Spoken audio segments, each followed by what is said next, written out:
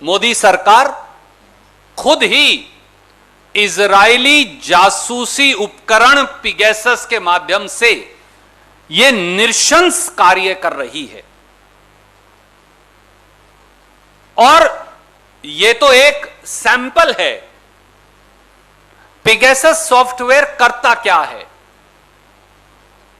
यह किसी के भी टेलीफोन में उसकी मर्जी के बगैर उसे हैक करके उस टेलीफोन के कैमरा को हैक कर लेता है, उस टेलीफोन के माइक्रोफोन को हैक कर लेता है, सेलफोन के, उसके सारे पासवर्ड, कॉन्टैक्ट लिस्ट को हैक कर लेता है, और जो बात आप टेलीफोन पर करते हैं या टेलीफोन बंद भी हो, जो कैमरा या माइक्रोफोन के माध्यम से सुनी जा सकती है, वो भी गैर कानूनी नाजायज तरीके से इस पिगैसस सॉफ्टवेयर के माध्यम से सुनी जा सकती है।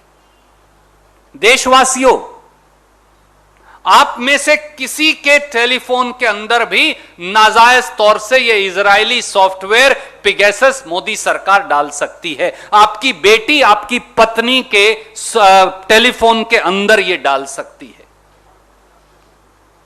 आप अगर बाथरूम में फोन लेकर जा रहे हैं, अपने कमरे के अंदर शयन कक्ष में आपके फोन है, तो आप क्या वार्तालाप कर रहे हैं, आपकी बेटी, आपकी पत्नी, आपका परिवार क्या वार्तालाप कर रहा है, वो सब अब मोदी सरकार सुन सकती है, जिसके फोन के अंदर भी पिगैसस का सॉफ्टवेयर डाल दिया जाए। ये इसका परिणाम है। अगर यह देशद्रोह नहीं, अगर यह राष्ट्रीय सुरक्षा से खिलवाड़ नहीं, तो क्या है? और न्यूज रिपोर्ट्स तो अब यह भी कह रही हैं कि केवल पत्रकारों, विपक्ष के नेताओं और खुद के मंत्रियों के नहीं, देश की सुरक्षा एजेंसियों के जो हेड्स हैं, जो हमारी सुरक्षा करते हैं, जो देश की सीमाओं की सुरक्षा करते हैं, मोदी सरकार उनकी भी जासूसी कर रही थी। अरे किसी को तो बख्श दिया होता।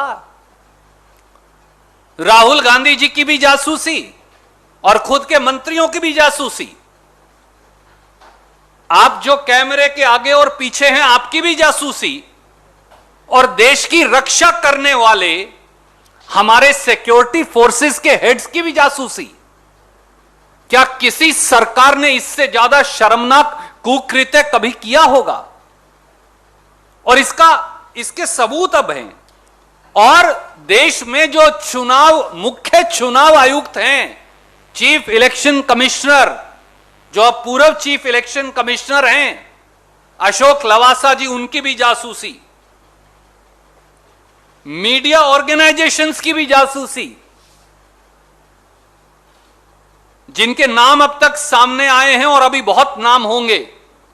हिंदू अखबार, इंडियन एक्सप्रेस अखबार, हिंदुस्तान टाइम्स अखबार, the Wire news agencies, the Mint अखबार, TV 18 India, India Today, Economic and Political Weekly, Pioneer, News Click, Tribune, Outlook, DNA, Frontier TV, Rozana Pehredar और पता नहीं कौन कौन, इन सब की जासूसी।